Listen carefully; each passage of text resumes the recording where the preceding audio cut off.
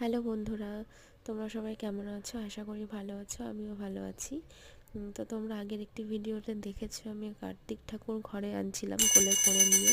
তো আগের দিন রাতের বেলা মানে ঘরের সামনে সবাই রেখে গেছে ঠাকুর।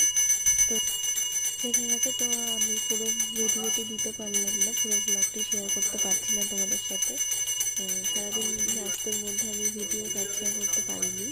তো যেইটুকুনি পেরেছি সেইটুকুনি তোমাদের সামনে আনছি। তো কিছু ছবির মাধ্যমে আর ভিডিওর মাধ্যমে তোমাদেরকে দেখাচ্ছি, তো দেখো। আর তোমরা সবাই কমেন্ট করে বলো আমার কার্তিক ঠাকুর কেমন হয়েছে আর ভিডিওটি কেমন লাগছে। আর কোনো রকম খারাপ লাগলেও বলতে পারো তোমরা। আর আমার পাশে থেকো, আমি এটাই চাই। ভালো থেকো সবাই।